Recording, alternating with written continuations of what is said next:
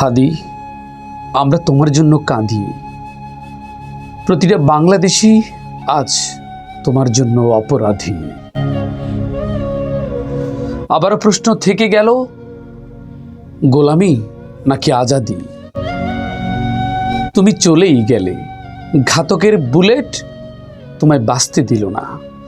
নতুন একটা বাংলাদেশের স্বপ্ন দুঃস্বপ্নই রয়ে গেল, আমাদের পূরণ হলো না।